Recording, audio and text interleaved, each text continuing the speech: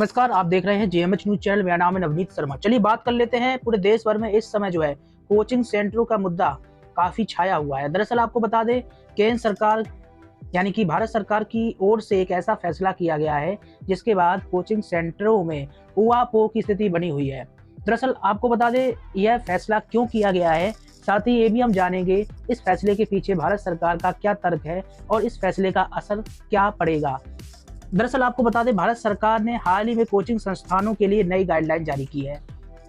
इन guideline के अनुसार अब कोई भी कोचिंग संस्थान 16 साल से कम उम्र के बच्चों को दाखिला नहीं दे पाएगा।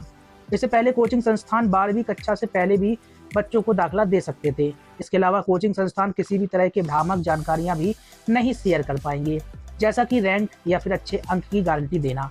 इन दिशा निर्देशों का उल्लंघन करने पर कोचिंग संस्थानों को 1 लाख रुपए का जुर्माना भुगतना पड़ेगा। सरकार का मानना है कि 16 साल से कम उम्र के बच्चों के लिए कोचिंग हानिकारक हो सकती है। यह बच्चों पर मानसिक दबाव डाल सकता है और उन्हें आत्महत्या के लिए प्रेरित भी कर सकता है। इसके अलावा 16 साल से कम उम्र के बच्चे कोचिंग संस्थानों में पढ़ाई के लिए पर्याप्त रूप से तैयार नहीं हो पाते हैं और हाल ही में हमने देखा कितनी ज़्यादा मौतों का भी आंकड़ा निकल कर आया। हाल ही में कानपुर में भी जो है एक मौत हुई है। इसी के साथ ही कोटा में आए दिन जो है आत्महत्या की खबरें निकलकर सामने आ रही हैं।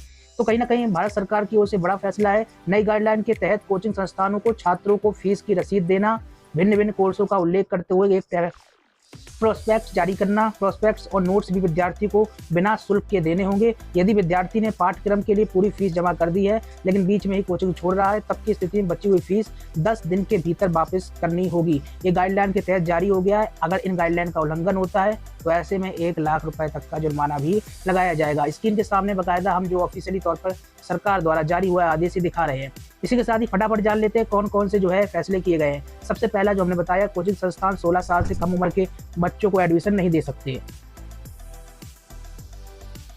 चलिए भाई, आपको बता दें, कोचिंग संस्थान किसी भी तरीके की भ्रामक जानकारी नहीं दे सकते, जैसे कि अच्छे नंबर या रैंक दिलाने की गारंटी। कोचिंग संस्थान ग्रेजुएट से कम योग्यता वाले शिक्षकों को नियुक्त भी नहीं कर पाएंगे। कोचिंग संस्थान किसी ऐसे व्यक्ति को नियुक्त नहीं कर सकते जो नैतिक कदाचार से जुड़े किसी भी अपराध के लिए दोषी ठहराया गया हो। कोचिंग संस्थान के पास एक परामर्श प्रणाली भी होना आवश्यक होगी। कोचिंग संस्थान की वेबसाइट पर शिक्षकों की योग्यता, पाठ्यक्रम, पाठ्य सामग्री, पूरी होने की अवधि, छात्रावास की सुविधाएं और निःशुल्क है। और इसी के साथ ही आपको बता दें, सुविधाओं के साथ ही शुल्क का भी विवरण होना चाहिए। किससे कितना पैसा लिया गया है, इसकी डिटेल भी कोचिंग संस्थानों को रखनी होगी। इसी के साथ ही टेस्ट से पहले स्टूडेंट्स को उस टेस्ट के डिफिकल्टी के लेवल के बारे में भी बताना होगा। उन्हें अन्य कैरियर ऑप्शंस के बारे में भी बताया जाएगा। इसी के साथ ही मेंटल हेल्थ को लेकर समय समय पर वर्कशॉप का भी आयोजन किया जाए। साथ ही दिव्यांग स्टूडेंट्स को सपोर्ट करने के लिए कोचिंग सेंटर जो है उन्हें सुविधाएं प्रदान करे। फीस 10 दिन के अंदर वापस करनी होगी। आपको बता दें, इन दिशा निर्देशों का पालन करने के लिए सभी कोचिंग संस्थानों को 3 महीने के भीतर उन्हें रजिस्ट्रेशन भी कराने होंगे, यानी कि अवैध तौर पर कोचिंग सेंटर संचालित नहीं किए जाए, इस तरीके का भी निर्देश जारी हुआ है। कहीं ना कहीं आपको बता दें, ये बड़ा फैसला है। बड़े फैसले के बाद ऊहापोह की स्थिति बनी हुई है। कोचिंग गाइडलाइन के उल्लंघन करने पर जुर्माना लग सकता है। केंद्र सरकार ने हाल ही में प्राइवेट कोचिंग सेंटरों पर लगाम लगाने के लिए नई गाइडलाइन जारी की है।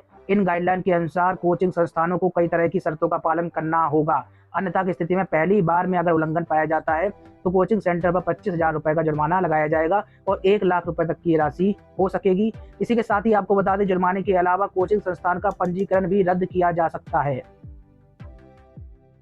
केंद्र सरकार ने कोचिंग सेंटरों के लिए नई गाइडलाइन जारी कर दी है, जिसके बाद जो है समस्त विभागों को भी निर्देशित कर दिया गया है। साल 2023 में सबसे ज्यादा छात्रों ने आत्महत्या की है।